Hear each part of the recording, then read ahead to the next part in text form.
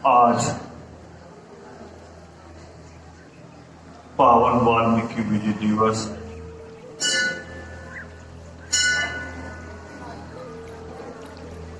सबसे पहले आप सभी को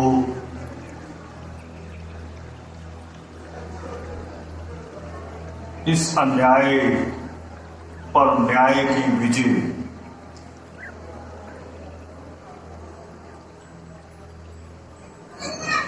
और जहां जाकर रामायण संपूर्ण होती है,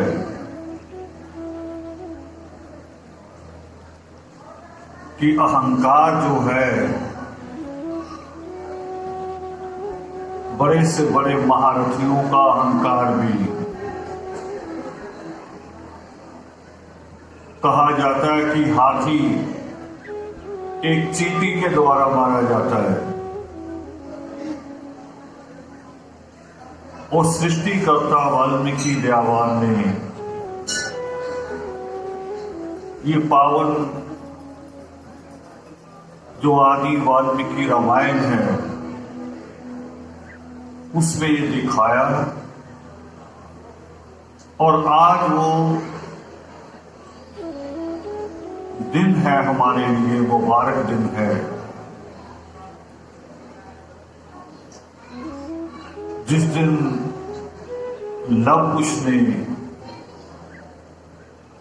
राजा राम के घोड़े को पकड़कर जीत प्राप्त की थी। सबसे पहले आप सबको उस वाल्मीकि विजय दिवस की हार्दिक मुबारकबाद।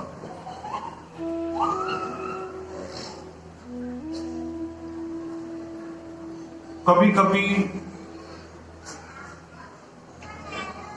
हम लोग जब स्कूल में भी पढ़ते हैं, ये बच्चे चुप करा दो, बाहर ले जाओ, नहीं तो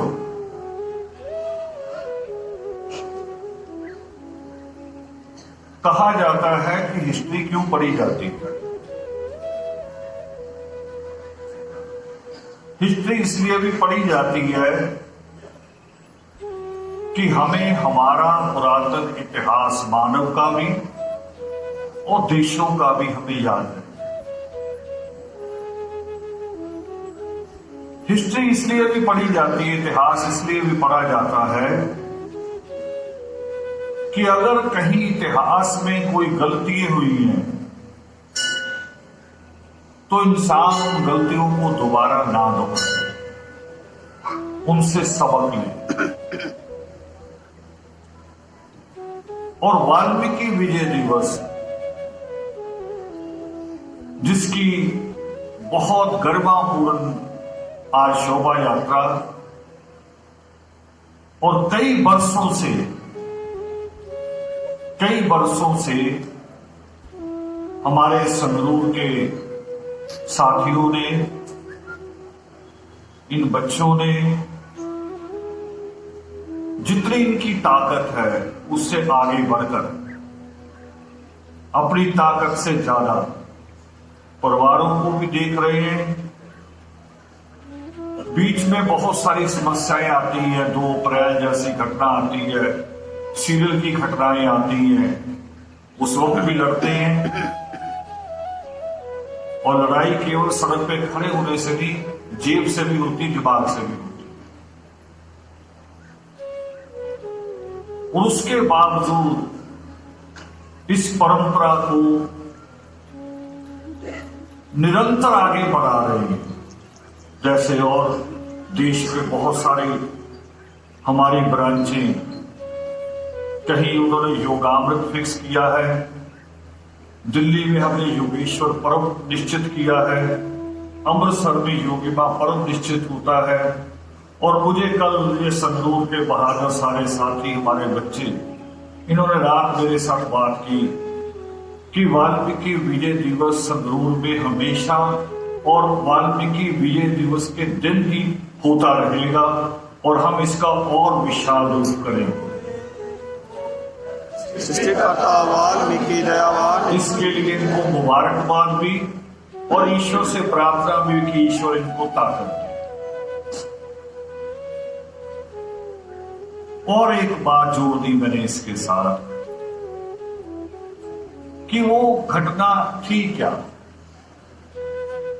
बच्चों की तरह हम लेते हैं उसे, बहुत बचपन से देखते हैं। जब शोभा यात्राएं हुआ करती थी, वाल्मीकि विजय दिवस तो नहीं होता था, वाल्मीकि प्रगट दिवस पे भी एक घोड़ा सजा के लाया जाता था।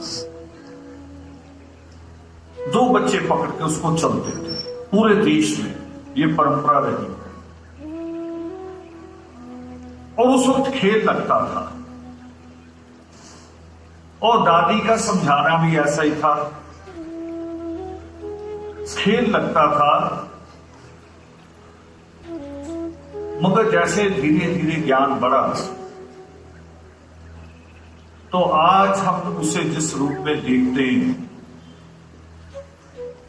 आज लगता है कि आज भी कभी कभी घोड़ा बेलगाम होकर निकल पड़ता है। आज भी कभी सरकार घोड़ा छोड़ती है, वही बेलगाम घोड़ा। कभी अदालतें भी छोड़ती हैं। वो कभी आरक्षण के ऊपर हमला करता है, कभी दलित के जो उसका उत्पीड़न एक्ट है, एट्रोसिटी एक्ट है, कभी उसके ऊपर हमला करता है।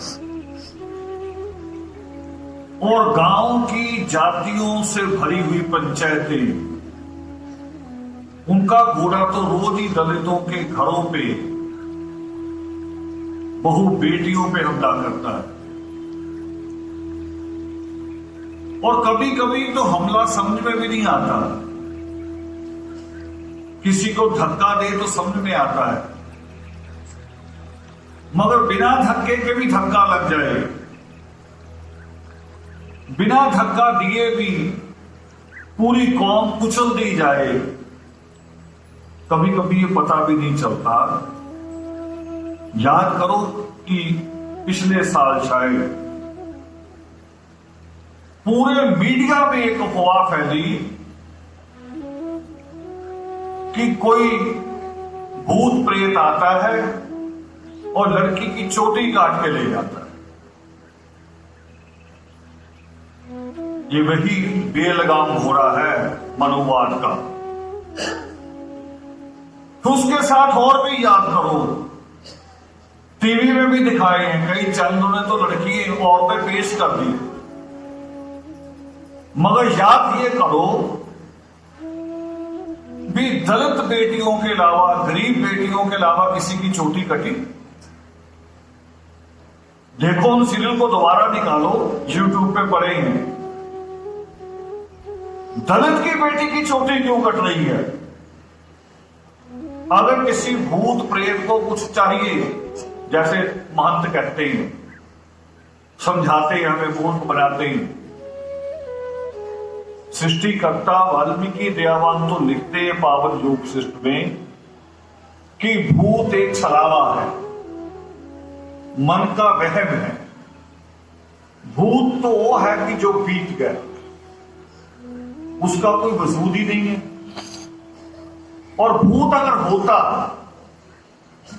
होता किसी की रूह निकलती, डेड बॉडी पड़ी होती, रूह निकलती, भूत बनती, तो रोते हुए परिवार को देख के वापस ना आ जाती?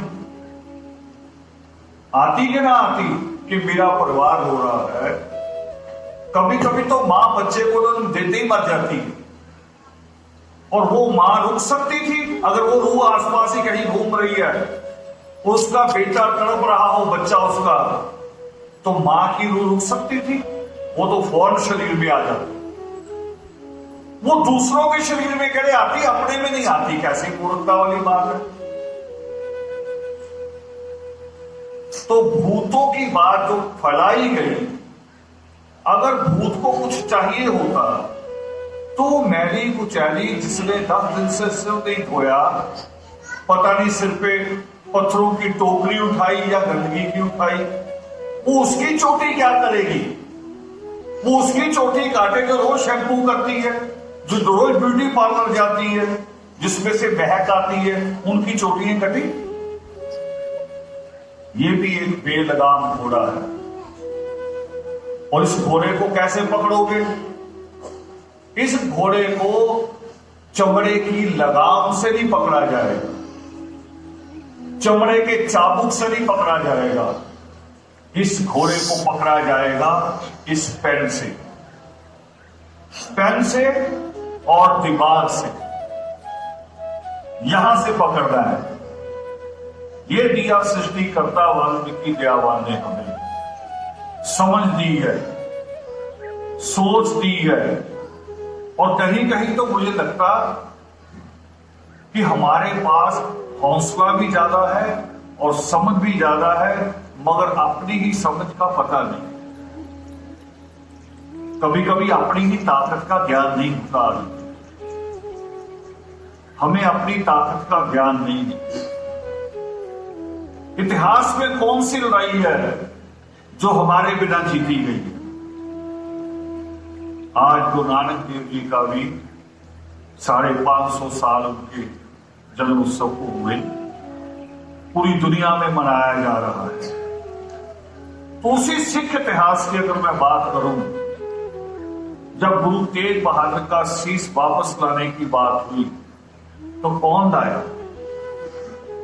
कौन खड़ा हुआ, कौन तैयार हुआ सबसे पहले कि मैं जाऊंगा और अपने बाप का शीश काट के वहां रखना, फिर वो शीश लेके आना? इतनी हिम्मत किसी और कौम में है? और समझ भी दुनिया की सबसे बड़ी ताकत जो है, आज जिस देश को सबसे बड़ी ताकत मानते हैं, वो अमेरिका है। और उस अमेरिका की सबसे बड़ी यूनिवर्सिटी, जिसको ज्ञान का प्रतीक कहती है, द सिंबल ऑफ नॉलेज कहती है, किसे कहती है? किसे कहती है? बाबा साहब भीमराव अंबेडकर को। और बाबा साहब भीमराव अंबेडकर किसमें से हुए? आप में से।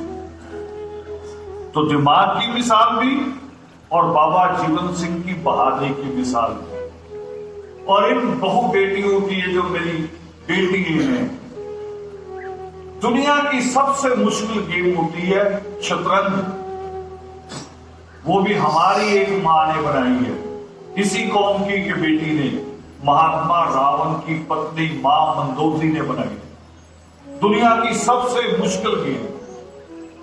तो आप किसी चीज में भी कम नहीं है, सिर्फ समझ नहीं। इसीलिए आदर्श ने एक नया आंदोलन शुरू किया पिछले 10-12 साल से, एक नया, क्योंकि कहते हैं कि अपने आप में भी चिंतन करना चाहिए। सृष्टिकर्ता वाल्मीकि दयावान का वो कथन है कि कौन कहता है कि चलते रहने से मंजिल मिल जाती है? गलत दिशा में रखा हुआ एक ही कदम मंजिल से कोसों दूर ले जाता है। वो जो उनका ये कथन है, वो क्या कहता है? वो कहता है कि पहला कदम उठाने से पहले सोचो, चिंतन करो, आपकी दिशा सही है कि नहीं। दिशा सही नहीं होगी, फिर 1000 कदम भी चलो तो उसका कोई लाभ नहीं, 1000 किलोमीटर भी चलो उसका कोई लाभ नहीं। आपकी दिशा सही होनी जरूरी है। उसी पे चिंतन किया आदर्श ने अपने ही कामों पे। पहले केवल इतिहास की बातें कही जाती थी, जैसे मैंने इतिहास शुरू किया, इतिहास की बातें कही जाती, और फिर एक परिवर्तन आया कि हमारे भजनों में हमारी दशा की बात भी आनी शुरू हुई। अभी जो अंतिम भजन हुआ, अभी जो अंतिम भजन गाया हमारे बच्चों ने, उसमें दशा की बात आई। कहा कि शंभू की औलाद पे ईश्वर से कहा कृपा करो, यानी एक चीज हमने मान ली कि हम कृपा में नहीं हैं। एक चीज मान ली कि हम आज भी दुखों में हैं, आज भी शोषण में हैं, आज भी जुल्म में।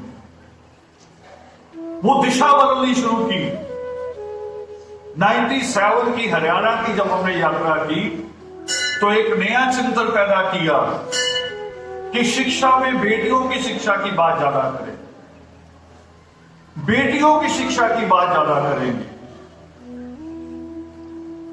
दिशा बदली और 10-12 साल पहले आदर्श ने एक और नया कदम उठाया कि जितने योगामृत होते हैं, जिनको आप सत्संग कहते हैं, उतने ही देश में शिक्षा सेमिनार भी हों। थोड़े से शुरू हुए, 1-2 से, और आज बराबर आ गए हैं। उतने ही सत्संग होते हैं, उतने ही शिक्षा सेमिनार होते हैं। और अभी भी 2 दिन पहले था, 2 दिन पहले जो शिक्षा सेमिनार था उसमें हमारे पंजाब के बड़े विद्वान हैं डॉक्टर गुरिंदर सैफी, शिक्षा से जुड़े हुए हैं, और जो सिलेबस लगता है उस सिलेबस में बनाने वाली कमेटियों में भी है। CBSE की किताबों में भी उनका सिलेबस लगा हुआ है। उन्होंने कविता पढ़ी हमारे मंच पे आके, भाई लालो के नाम थे। गुरु नानक देव जी जिनके घर गए थे, उनके नाम से कविता पढ़ी। तो कविता तो मुझे पूरी याद नहीं, मगर उसमें से एक बड़ी अच्छी बात जो मैंने याद रही।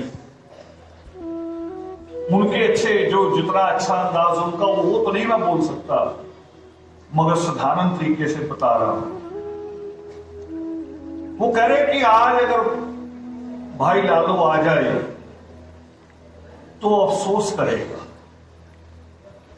वो दुख मनाएगा। आज गुरुद्वारों को देख के भी, कीर्तनों को देख के भी। और क्यों दुख मनाएगा, उसमें उन्होंने लाइन कही, कह रहे वो जो उस गुरु नानक देव ने ये कहा कि सो क्यों मंदा आखिए जिन जम्मे राजान, आज वो उसके गुरु ग्रंथ साहब के आगे बैठ के हम पुत मान रहे लड़का, कि लड़का मिले लड़की ना मिले। ओए, लड़का मिले, वो किसके पक्ष में जा रहा है? गुरु नानक देव जी खुश होंगे उस बात से? वो करे वहां बैठ के लड़का मांग रहे हैं। वो सृष्टिकर्ता वाल्मीकि दयावान क्या कहते हैं? जो गुरु नानक देव जी ने कहा उसको सृष्टिकर्ता वाल्मीकि दयावान जी ने बहुत पहले कहा कि जननी और जन्मभूमि स्वर्ग से भी बढ़कर। तो जो साथी आज पहली बार यहां आए हैं, देखेंगे भी, मैं बता भी रहा हूं, एक और क्रांतिकारी कदम है आदर्श का। कभी इतिहास लिखा जाएगा तो पता नहीं किताबों का इतना बड़ा ग्रंथ बनेगा आदर्श की इन कदमों पे, आदर्श के इस आंदोलन पे। वो कदम ये उठाया कि हम जो बचपन में देखा करते थे, आप भी देखते रहे होंगे, कि घोड़े को 2 लड़के पकड़ के चल रहे, यही दृश्य था। मगर आदर्श ने उसमें एक कदम आगे बढ़ाया।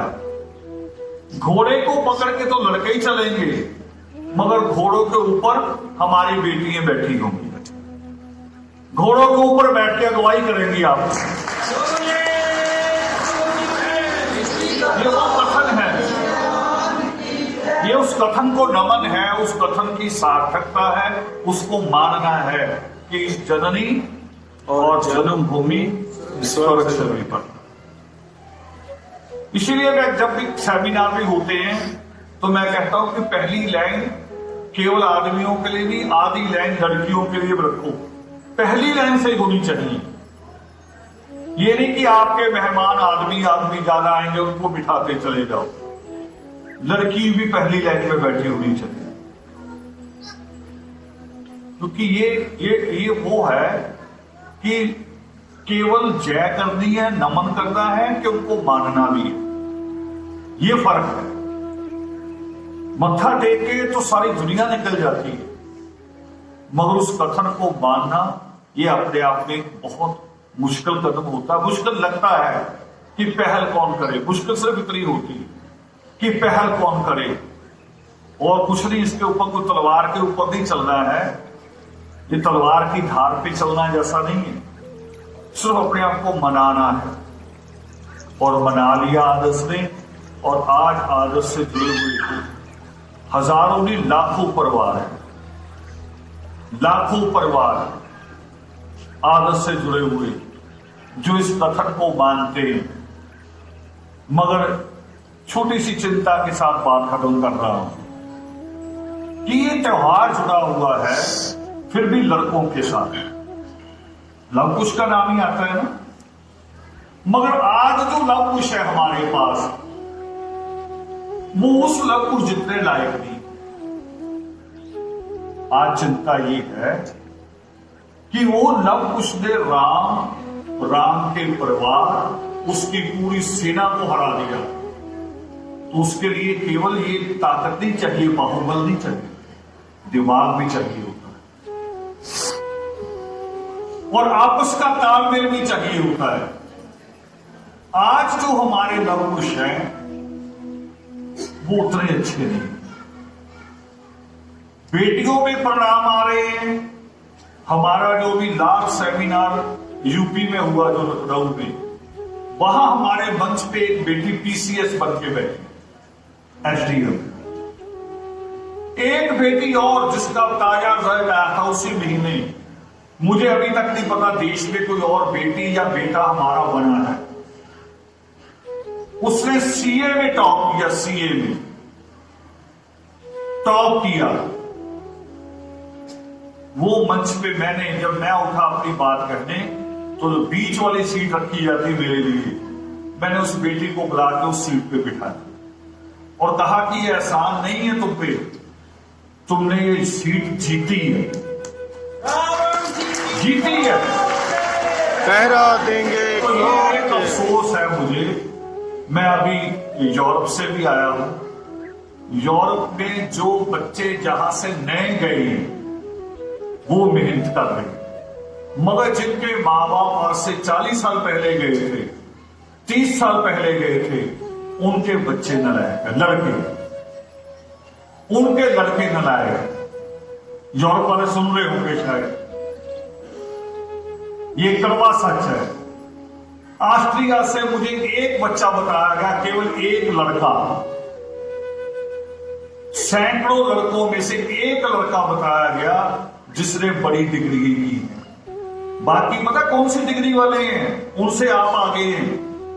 8वीं तक का एक कोर्स होता है, पढ़ाई होती है 8वीं तक की।